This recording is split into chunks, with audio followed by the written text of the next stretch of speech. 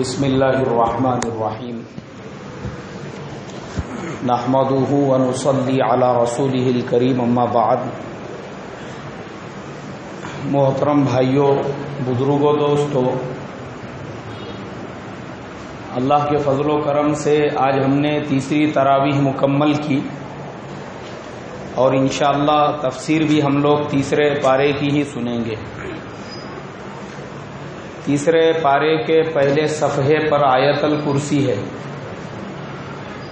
جس کے بے شمار فضائل ہے۔ ہر مسلمان نے آیت الکرسی یاد کرنا چاہیے۔ اللہ کے پیارے نبی صلی اللہ علیہ وسلم نے فرمایا کہ جو آدمی فرض نماز کے بعد آیت الکرسی پڑھتا ہے، اللہ تبارک و تعالی اس آدمی اور موت کے درمیان، اس آدمی اور جنت کے درمیان میں صرف موت ہی حائل ہوتی ہے۔ اگر موت نہیں رہیں گی تو وہ آدمی ڈائریکٹ کہاں جائیں گا بھائی؟ جنت میں جائیں گا۔ آیت الکرسی پڑھنے کا اتنا بڑا فائدہ ہے۔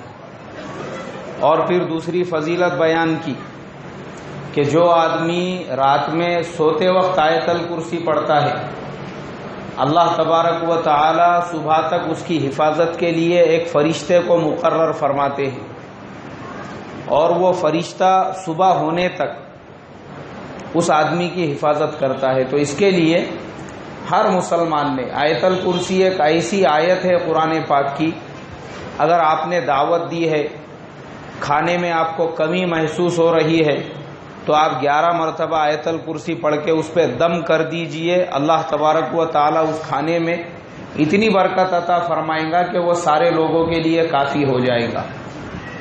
آپ کہیں پہ انٹرویو دینے کے لیے جا رہے ہیں، آپ کے دل میں ڈر ہے، خوف ہے کہ سامنے والے کے سامنے میں کیسے سوالات کا جواب دوں گا، یا آپ کا کانفیڈنس وہ لو ہو رہا ہے، 3 مرتبہ آیت الکرسی پڑھیے۔ اللہ تبارک و تعالی آپ کے اندر ہمت اور طاقت دونوں بھی پیدا فرمائیں گے۔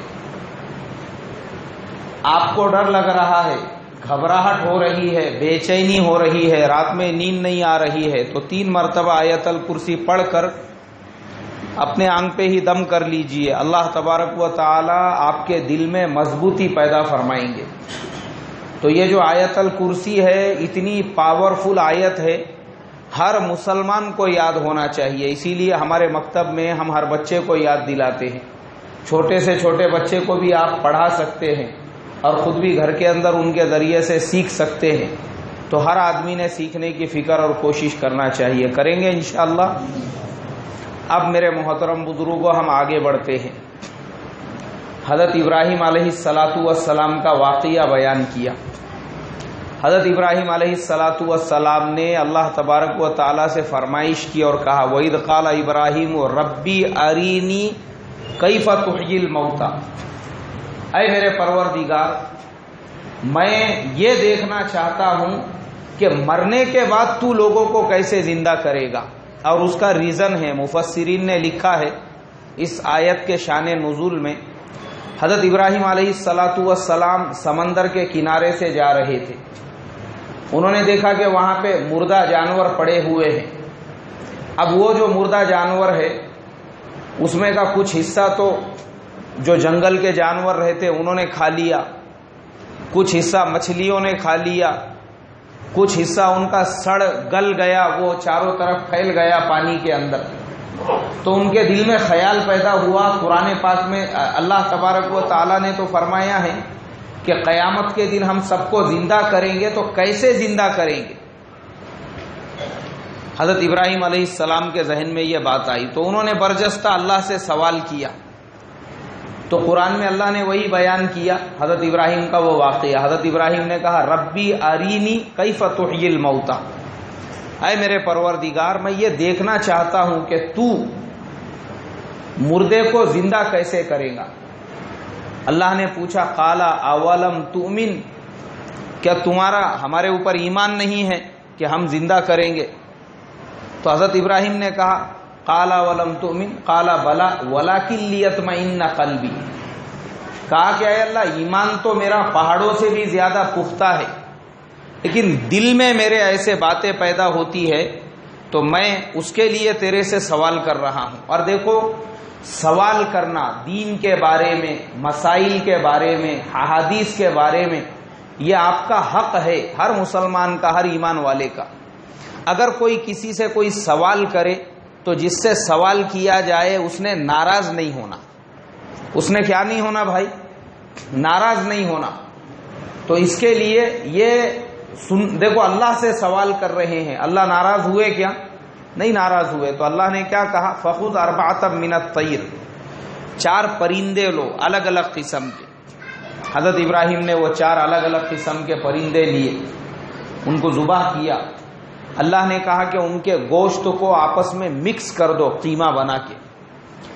حضرت ابراہیم نے ان کا قیمہ بنایا، اس کو مکس کیا، اور وہاں پر جو ہے 4 پہاڑ تھے۔ اللہ تعالیٰ نے کہا وہ مکس جو ہے وہ ہر پہاڑ پہ تھوڑا تھوڑا لے جا کے رکھ دو۔ حضرت ابراہیم نے سارے پہاڑوں پہ جب وہ تھوڑا تھوڑا لے جا کر رکھ دیا تو اللہ تبارک و تعالیٰ نے کہا کہ ابراہیم اب ان کو آواز دو، بلاؤ اپنی طرف۔ اب حضرت ابراہیم علیہ السلام نے جب ان پرندوں کا نام لے کر آواز دی تو یہ پہاڑ سے ایک بوٹی، وہ پہاڑ سے ایک ہڈی، یہ پہاڑ سے ایک پر، وہ پہاڑ سے ایک پیر، ایسا ہر پہاڑ سے تھوڑا تھوڑا تھوڑا نکلا، اور وہ سب ایک جگہ جمع ہو گیا۔ اور جو 4 پرندے تھے وہ چاروں کیا چاروں جیسے پہلے اپنی شکل کے اندر تھے دوبارہ ویسے ہی ہو گئے، اور حضرت ابراہیم علیہ السلام کی طرف دوڑنے لگے۔ فوراً حضرت ابراہیم علیہ السلام سجدے میں چلے گئے، اور سجدے میں جانے کے بعد حضرت ابراہیم علیہ السلام نے اللہ تبارک و تعالیٰ کا شکر ادا کیا اور کہا کہ اے میرے پروردگار، بے شک تو ہی ہر چیز کے اوپر قدرت رکھنے والا ہے، اور کوئی بھی چیز تیرے کنٹرول سے باہر کی نہیں ہے۔ یہ واقعہ ہزاروں سال پہلے کا ہے۔ اب میں آپ کو آج کے سائنٹیفک حساب سے بتاتا ہوں۔ آج کے زمانے میں ڈی این اے نکلا ہوا ہے۔ کیا نکلا ہوا ہے بھائی؟ ڈی این اے ٹیسٹ جو کیا جاتا ہے، آج کے زمانے میں ڈی این اے ٹیسٹ نکلا ہوا ہے۔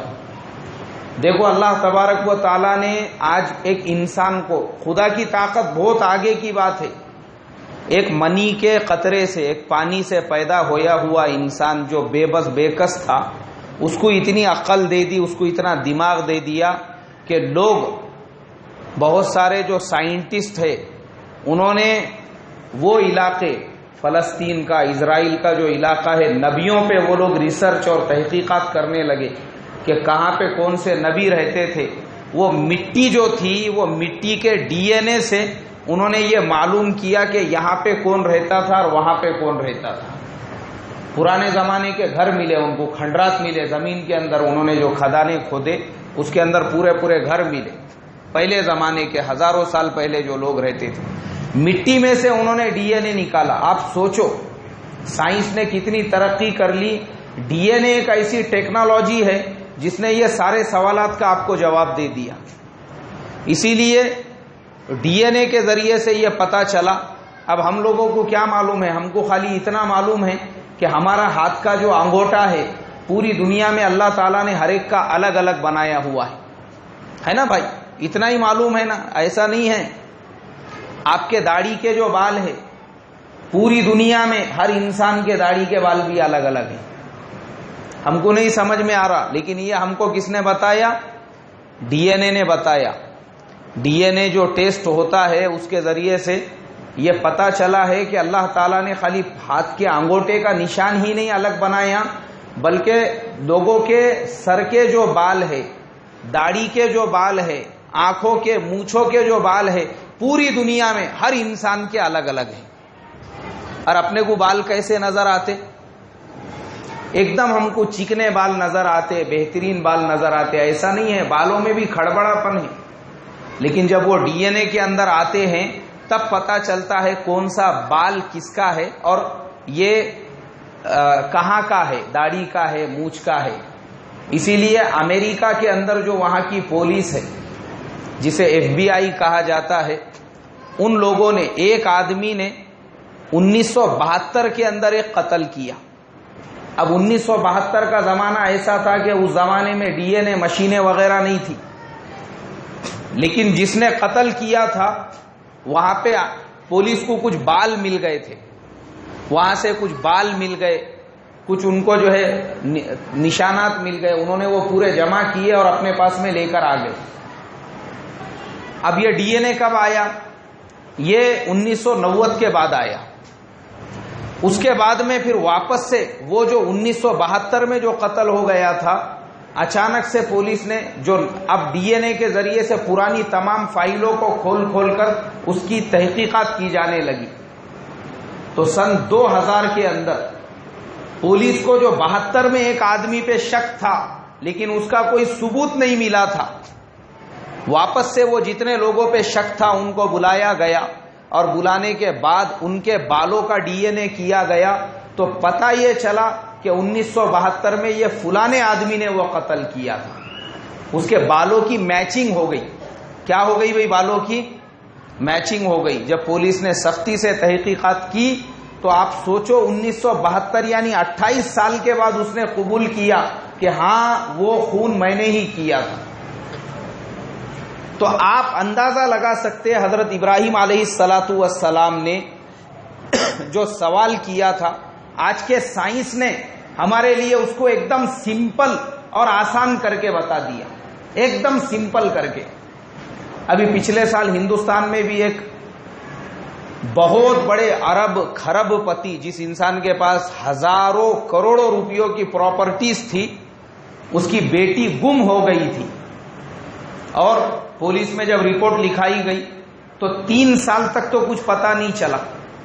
3 سال کے بعد اپنے رائے گڑھ ضلع کے پاس تالوجا کے ایریے میں ایک آدمی بکریاں چرا رہا تھا کھیت کے اندر، تو اس کو ایک جھاڑ کے نیچے موبائل کا پیچھے کا کور نظر آیا، پھٹا پرانا ایک پرس نظر آیا، یہ 2-4 چیزیں نظر آئی، تو اس کو شک ہوا، اور شک ہونے کی بنیاد پر اس نے اپنے دوسرے ساتھیوں سے تذکرہ کیا۔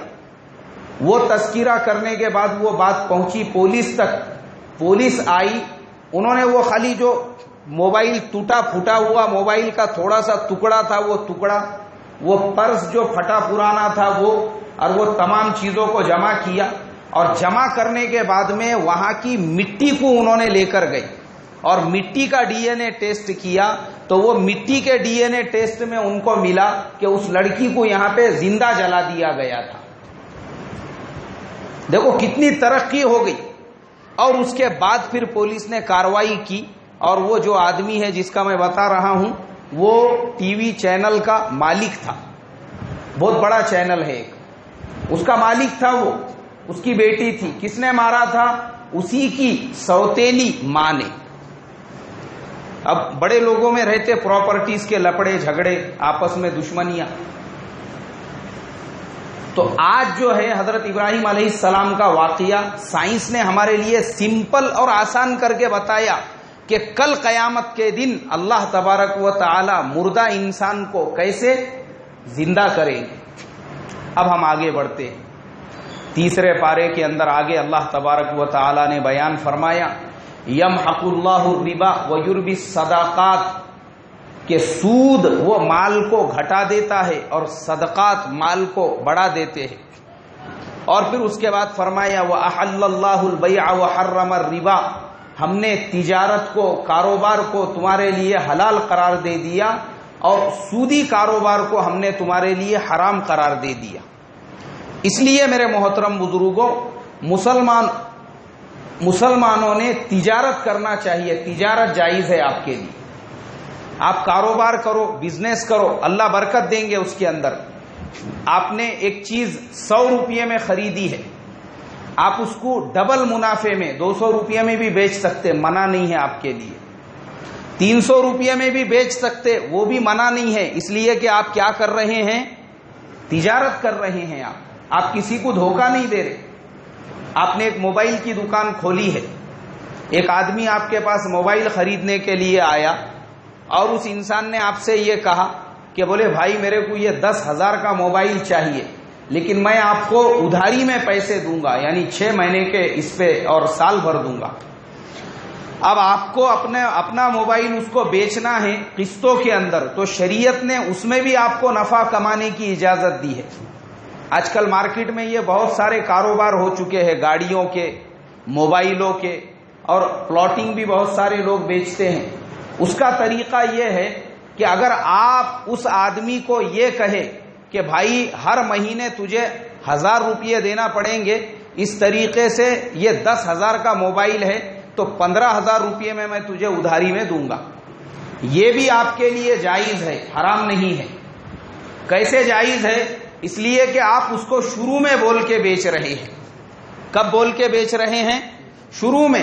دیکھ موبائل 10,000 کا ہے، آج اگر تو کیش میں پیسے دیتا ہے تو یہ 10,000 میں تجھے دیتا ہوں، اور اگر ادھاری میں چاہیے ہر مہینے تھوڑے تھوڑے دیں گا تو مجھے 5,000 ابھی نقدی ہونا اور باقی کے جو 10 مہینے ہیں اس میں تُونے 1,000 روپیے دینا.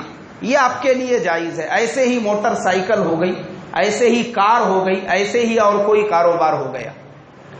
یہ طریقہ ہے. اللہ نے ہمارے لیے حلال کیا ہے تجارت کو، کاروبار کو. ڈبل منافع میں نہیں، آپ 10 پٹ منافع میں بیچو، منع نہیں ہے آپ کے لیے. لیکن سود سے آپ نہیں بیچ سکتے. اب سود کسے کہیں گے وہ میں آپ کو بتاتا ہوں. وہی 10,000 کا موبائل ہے اور ایک آدمی نے آپ کے پاس سے لے کر گیا اور اس نے آپ سے یہ کہا کہ بھائی میں تمہارے کو 15 دن کے بعد میں اس کے پورے پیسے لا کر دیتا ہوں. آپ نے بولے ٹھیک ہے. اب 14ویں دن وہ آدمی نے آپ سے کہا کہ یار تم کو کل مجھے پیسے دینا ہے، میں کل تو نہیں دے سکتا لیکن 1 ہفتے کے بعد میں دے دوں گا. اب آپ نے اگر یہ کہا کہ 1,000 روپیے اوپر دینا پڑیں گے تو یہ آپ کے لیے سود ہوگا. یہ آپ کے لیے کیا ہوگا بھائی؟ سود ہو جائے گا.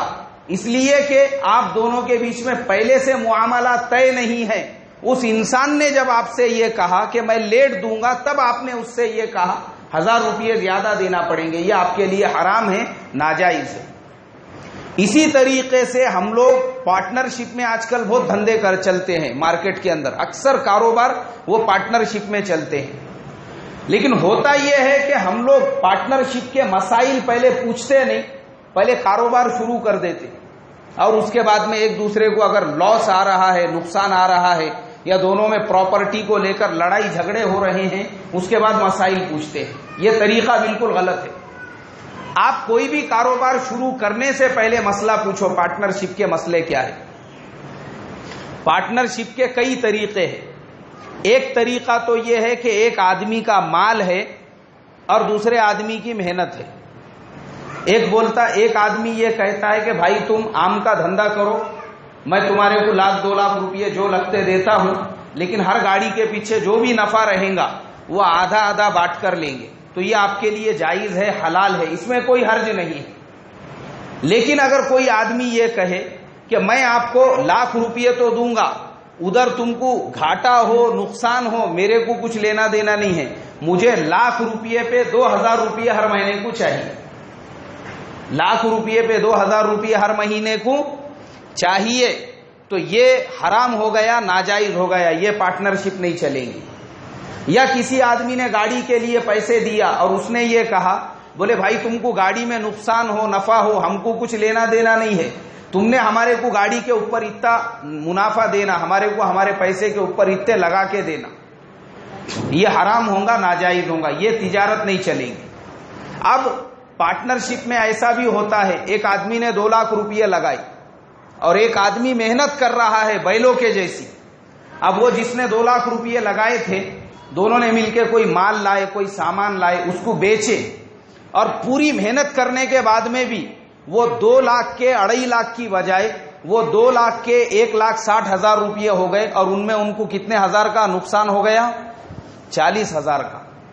اب جو 40,000 کا نقصان ہوا ہے تو ہمارے یہاں مارکیٹ میں کیا کرتے ہیں کہ جو محنت کرنے والا ہے اس کو کہا جاتا ہے کہ 20,000 کا نقصان تیرا اور 20,000 کا نقصان میرا، دونوں کے بیچ میں نقصان کو تقسیم کر دیے. یہ غلط ہے. اس لیے کہ ارے بھائی مال اگر آپ کا ہے وہ بیچارے کی محنت بھی تو لگی. اس کی کیا لگی بولو؟ اس نے جو محنت کیا اس کی محنت کا جو نقصان ہوا وہ پہلے ہی ہو گیا. اب 40,000 کا جو نقصان ہوا وہ پیسہ لگانے والے کا نقصان ہے، محنت کرنے والے کا نہیں. محنت کرنے والے سے آپ پیسے نہیں لے سکتے لاس ہونے کے بعد، اس لیے کہ آلریڈی اس کا کائے کا نقصان ہو چکا ہے، محنت کا نقصان ہو چکا ہے. یہ مسائل ہے. ہمارے شریعت کے اندر پارٹنرشپ وغیرہ جو ہم لوگ کرتے ہیں، ہم کو معلوم ہونا چاہیے. بہت سارے مسلمان ہیں، مجھے معلوم ہے، وہ رکشے دلا کے دیتے لوگوں کو، اور وہ کیا بولتے کہ بھئی دیکھو ہم نے تمہارے کو 1 لاکھ کا رکشہ دلا کے دی، ہر مہینے کو تم نے ہم کو 2000 روپئے دینا، وہ 1 لاکھ جیسے کیا ویسے رہیں گے.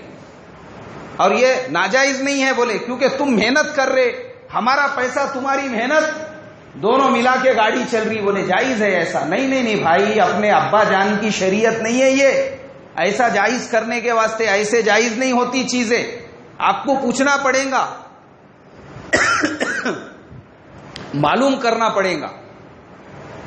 آپ نے ہر مہینے جو ایک اماؤنٹ طے کر دیا، وہ لینا جائز نہیں ہے آپ کے لیے. آج میرے محترم بزرگوں، مسلمان جو بہت زیادہ پریشان ہیں، وہ ان بیاج کے چکروں میں پڑنے کی وجہ سے ہی. اکثر مسلمان انہی چکروں کے اندر پریشان ہیں. تو اس کے لیے چاہے ہمارا کاروبار چھوٹا ہو، لیکن وہ حلال کا ہونا چاہیے. کائے کا ہونا چاہیے بھائی؟ حلال کا ہونا چاہیے. اور اگر ہم کو ضرورت ہی پڑتی ہے قرض لینے کی، تو ہم گورنمنٹ سے قرض لیں، بجائے باہر جو ساہوکار لوگ قرضہ دیتے ہیں 20% سے، ان سے قرضہ نہ لے.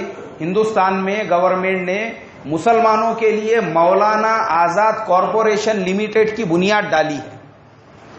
اس میں مسلمانوں کو سود نہیں لگتا، اس میں آپ کو سبسڈی ملتی ہے. اگر آپ قرض لیتے ہیں، کوئی کاروبار شروع کرتے ہیں اور برابر ٹائم پہ ادا کرتے ہیں، تو گورنمنٹ آپ کو اس کے اندر سبسڈی دیتی ہے، آپ کو سہولت دیتی ہے، اس میں آپ سے انٹرسٹ نہیں لیتی. ان سے ہم نے فائدہ اٹھانا چاہیے. اسی طریقے سے میرے محترم بزرگوں، چونکہ ہم لوگ ہندوستان میں رہتے ہیں، اب بہت سارے مسائل اور معاملات ہمارے سامنے آتے ہیں. جیسے مثال کے طور پہ ہمارے ہندوستان کے اندر ہیلتھ انشورنس ہے، میڈی کلیم ہے، دکانوں کا انشورنس ہے، جان کا انشورنس ہے. مسلمانوں نے اس کے بھی مسائل معلوم کرنا چاہیے کہ کون سا انشورنس مسلمانوں کے لیے حلال ہے، جائز ہے، اور کون سا ناجائز ہے. اب چونکہ ہم جس ملک میں رہ رہے، یہ سعودی عربیہ اسلامی ملک نہیں ہے، یہ کفرستان ہے. یہ تو یہاں کے اعتبار سے اللہ کے شریعت کے جو بہت سارے احکامات ہیں، ہمارے علماء نے یہاں کے حالات کے اعتبار سے اس میں مسائل کو مستنبط کیا ہے.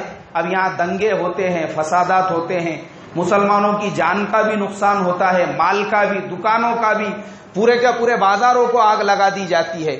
ایسی حالت میں کیا کرتے ہیں مسلمان؟ پھر وہ ایک دوسرے سے مدد مانگتے ہیں. تو ہمارے علماء نے آج سے 60 سال پہلے یہ فیصلہ کیا تھا. فقہ اکیڈمی کی بیٹھک میں حضرت مولانا سید ابو الحسن علی ندوی رحمت اللہ علیہ اس کے صدر تھے کہ ہندوستان کے جو حالات ہیں اس کے حساب سے ہندوستان کے مسلمانوں نے اپنے دکان، اپنے کاروبار، اپنے کارخانے، اپنی گاڑیاں، ان چیزوں کا ہر وقت میں انشورنس بنا کے رکھنا چاہیے. ہم کو اجازت دی گئی ہے چونکہ مسلمان ایسے حالات کے اندر ہیں. اسی طریقے سے میڈی کلیم ہوتا ہے. اب میڈی کلیم ہمارے میں سے بہت ساروں کو معلوم ہی نہیں ہوگا کیا ہوتا ہے. وجہ یہ ہے کہ ہم نے کبھی سنے نہیں اس کے بارے میں. آپ کو معلوم ہونا چاہیے آج کل بڑی بڑی بیماریاں نکل گئی. کڈنی میں انفیکشن ہو گیا، جانچ کرنے کے لیے گئے، ڈاکٹر نے کہا کہ آپ کی کڈنی خراب ہو گئی ہے، اس کو بدلنا پڑے گا. 14 لاکھ 15 لاکھ روپئے کا خرچہ. گھر بھی بیچے، دکان بھی بیچے تو اتنے پیسے نہیں آئیں گے. اب کہاں سے پیسے لے کر آئیں گے؟ کینسر کی بیماری ہو گئی، اس کا ایک جو کیمو رہتا وہ 1 لاکھ روپئے کا رہتا. ویسے 7 کیمو لے کے اس کے اور الگ خرچے الگ، ایسا 10 سے 15 لاکھ روپئے کہاں سے لے کر آئیں گے؟